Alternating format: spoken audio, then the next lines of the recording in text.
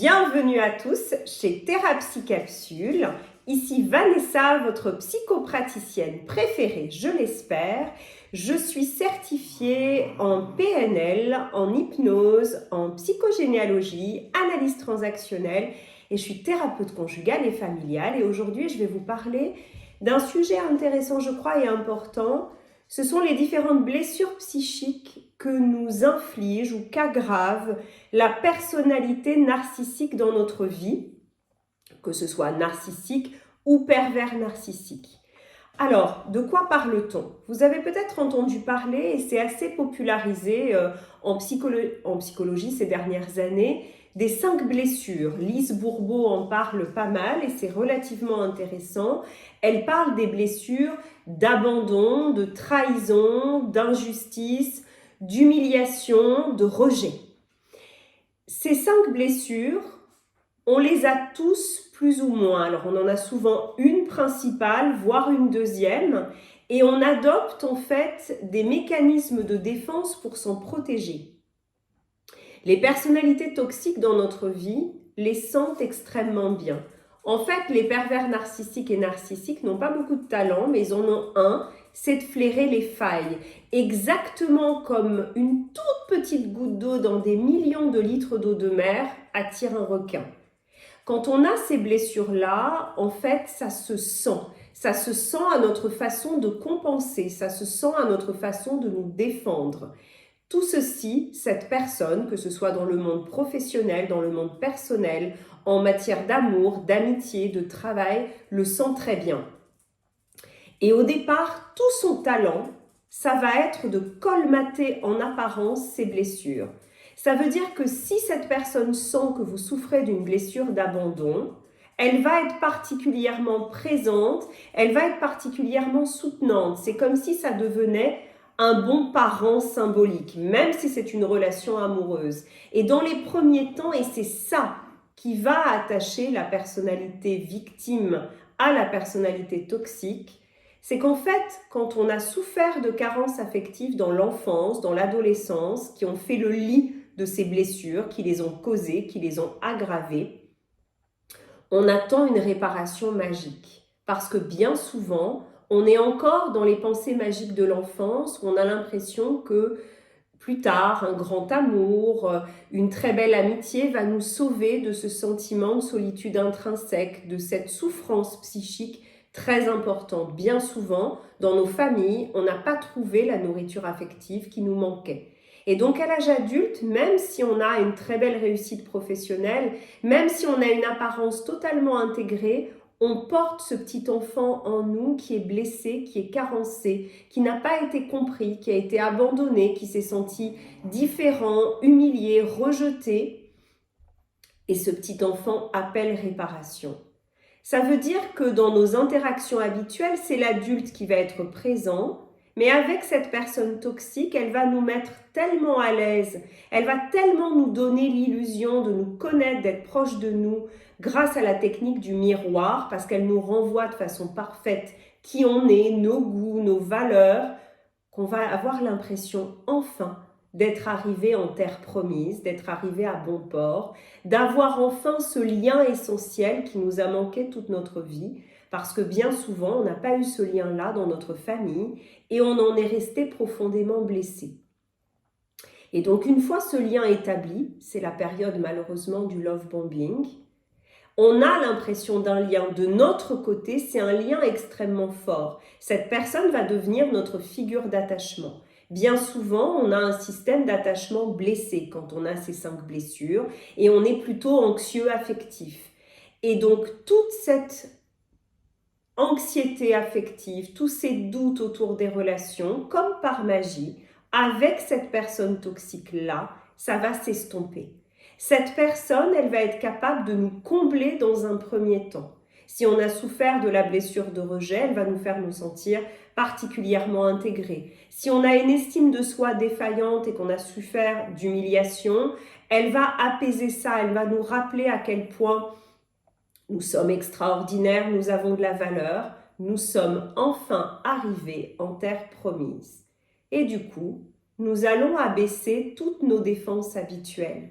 On a l'impression que comme dans les contes de fées, comme dans les films, cette personne qu'on nous avait promis, elle est enfin là et elle nous montre, elle nous donne des gages, elle nous donne des preuves de son amour, de son amitié, de son investissement apparent. Et donc nous, on va relâcher nos défenses, on va quelque part endormir notre gardien, notre protecteur interne et on va s'en remettre à elle comme à un bon parent.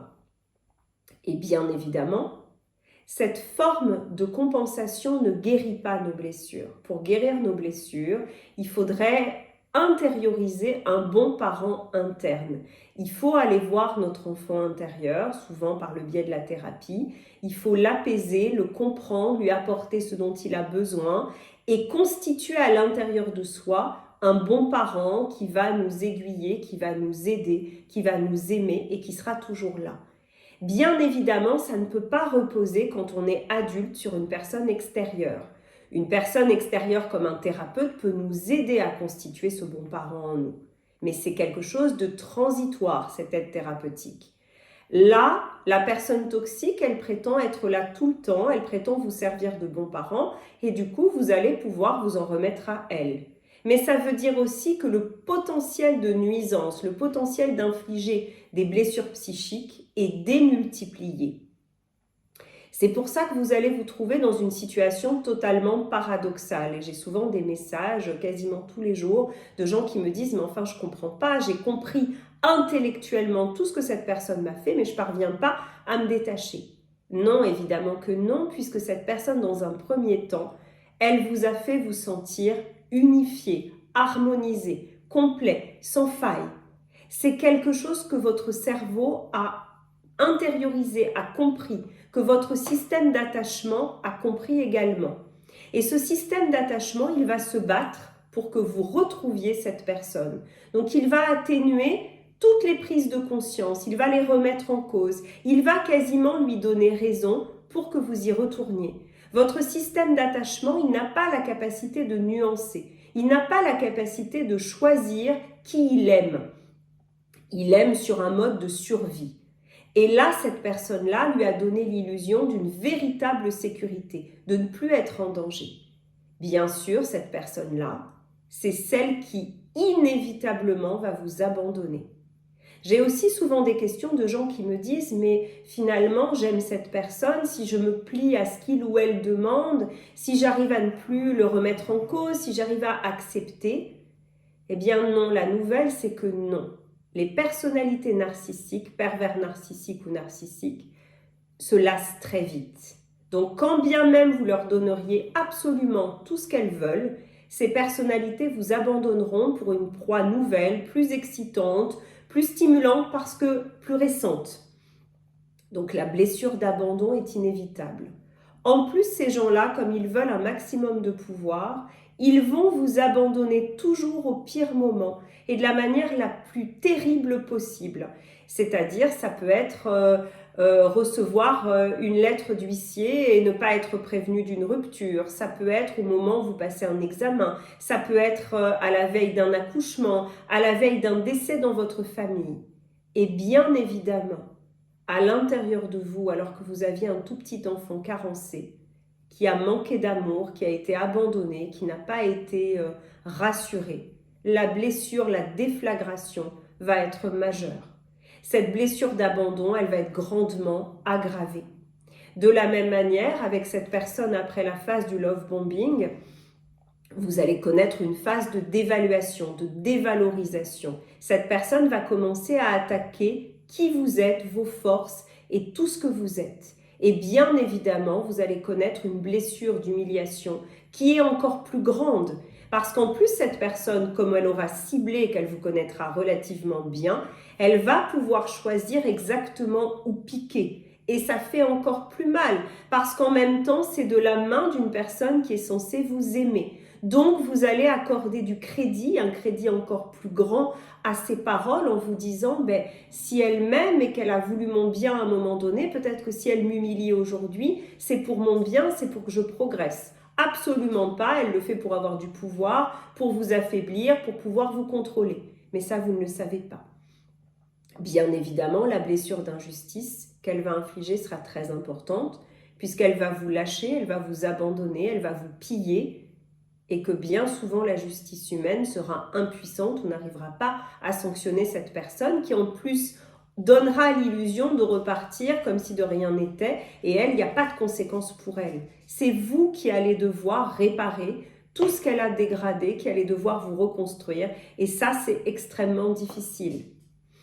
Bien sûr, la blessure de trahison est très présente, puisque quand on ouvre son cœur, quand on fait confiance, on est vulnérable. L'amour implique d'être vulnérable. On ne peut pas aimer sincèrement sans être vulnérable, et c'est pour ça que ces gens-là, narcissiques et pervers narcissiques, n'aiment pas. Parce qu'en fait, ils refusent toute vulnérabilité. Ça leur fait terriblement peur. Donc, ils ne sont pas capables de lien, ils ne sont pas capables d'aimer. Et bien sûr qu'ils vont vous trahir de la pire façon qui soit, puisqu'ils se sont engagés auprès de vous à vous aimer, ils vous ont promis des choses qu'ils ne tiendront malheureusement jamais.